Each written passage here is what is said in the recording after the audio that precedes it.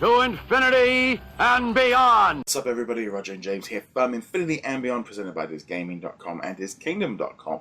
In this episode, we're going to be talking about Spider-Man Homecoming and all the movie tie-ins and stuff.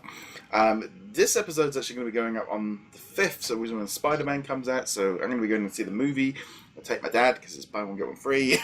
Nice. I thought, Meerkat movies, you know, what it's like, it's not going to be out on, it's actually out on the Wednesday. It's like, what a silly day in the UK to launch it on the day we could all get the half-price tickets.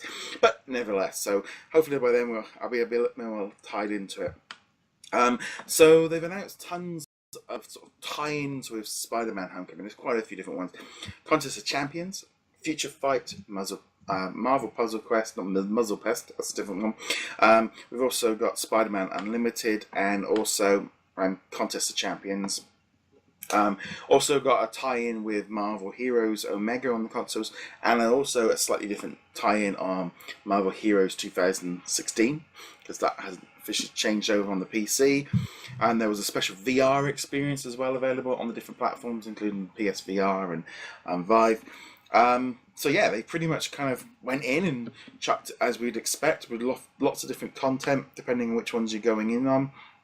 Some have added costumes, some have added content, but no, sort of generally makes a lot of sense. It makes a ton of sense, and this is exactly what Disney wants. You know, they've got the apps out there, they've got the games out there, and now you're getting 2 to 3 movies a year, you're getting 2 to 3 Netflix shows a year. I have a feeling that this is really going to allow us to talk about things for a long period of time. We'll have Spider-Man, we'll have the Defenders, we'll have Thor Ragnarok. This is the synergy that Disney has been aiming for with Marvel, Star Wars, and their own properties. Yes. And it's working. Yeah. I downloaded Future Fight. I had played it back when it came out. I've tried it a couple of times, and here I downloaded it again, and then I deleted it. But that's not the point. I was like, right, okay, I need to like either grab my old iPhone from the drawer and kind of just wipe it off and put some games on there, because I kind of wanted. It's like I haven't got enough room for Kingdom Hearts. I haven't got enough Contest of Champions. I'm just my iPad is full. And I'm like, right, okay, well, I could buy someone else, and it's like. I thought, I'm going to try, I BlueStack my laptop and see if I can try to play Contest of Champions on that there, and Future Fight. It doesn't work very well, so I decided that was a fair when Kingdom Hearts wouldn't load up. But I'm literally at this thing, there's so many games with so little space on my devices to put them all. Because I think that was the thing, is if you could just put a memory card in this thing, I could actually, play all these games. There's just so many of them. But it's Apple. They would force you to buy the proprietary memory card. It'll cost you $100. There is that thing, I think, with Marvel, and also the thing is as well, it's like, because they're all so different, Contest of Champions feels so different to Marvel Puzzle Quest. Yes, that variety is really the strength, because if Contest of Champions isn't your thing, then there's Puzzle Quest or Avengers Academy or whatever. It definitely feels like at the moment with their mobile games, they kind of feel like, like Star Wars are kind of following that suit over what they're doing as well.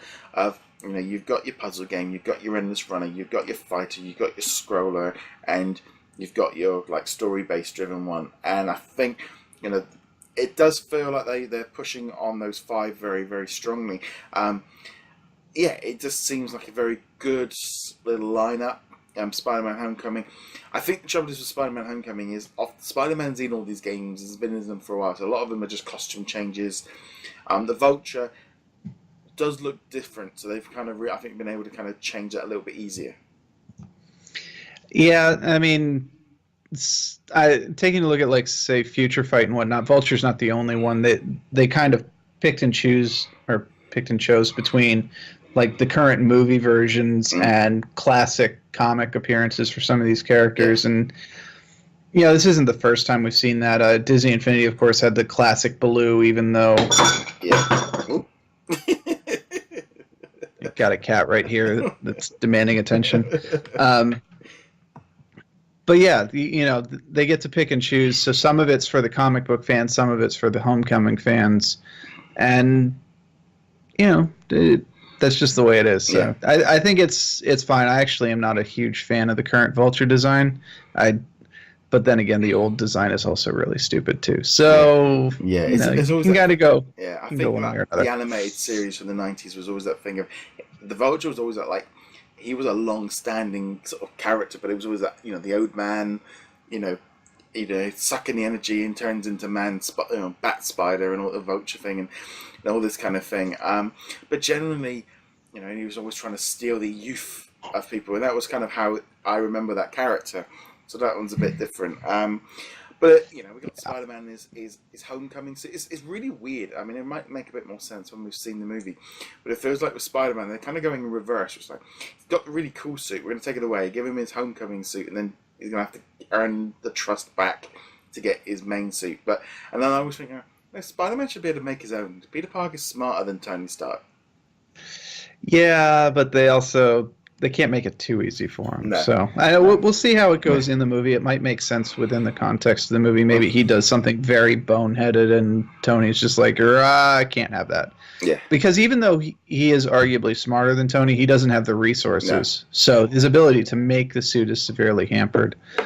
Apparently, Vulture's got the resources, though. So we'll see how Michael Keaton gets his resources. It's really weird seeing Batman in it. It's just like, that's...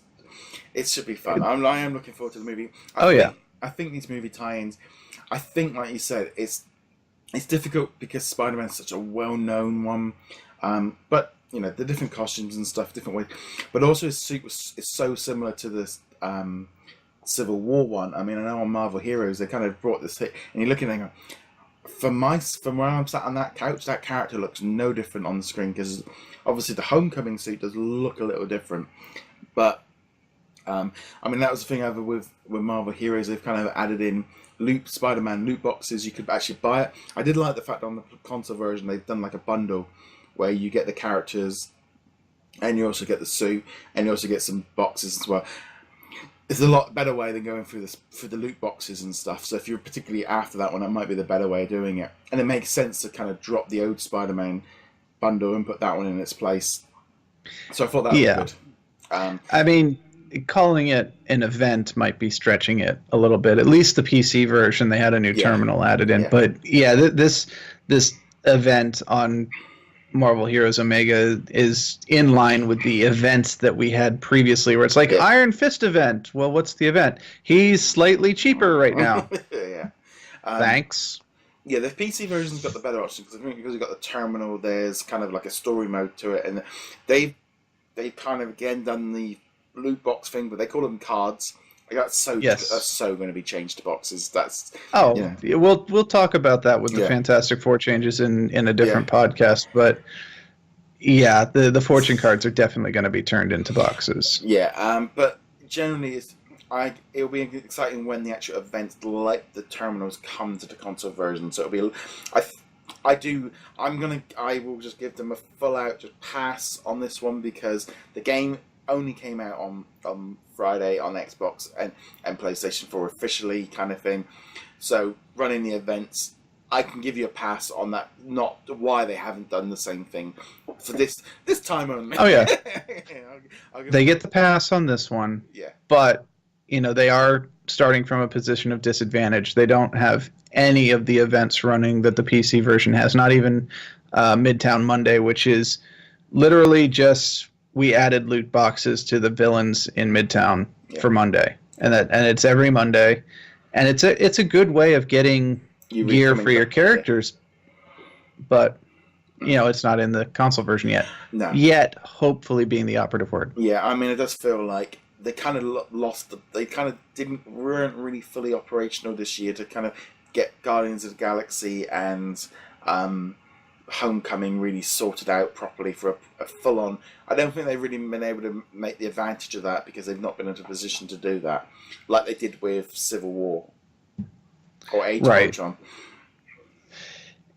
I mean, it's one of those time will tell things. If Omega picks up on the consoles, then we'll absolutely see proper events coming in. Yeah. I'm really hoping that, in the transition to Omega, they built themselves some internal tools that will help them make terminals and levels and story content easier, because that was, the reason they constantly cited for not adding new stuff to the PC was, it was too difficult to do so. So hopefully they learned from that. Yes. But there we go. So Spider-Man Homecoming pretty much comes to every single device on all the different live services. I'd love to know which ones you're playing, because Brian will be playing one of them. Love to know your thoughts. Get in touch with us through the comments or through social media.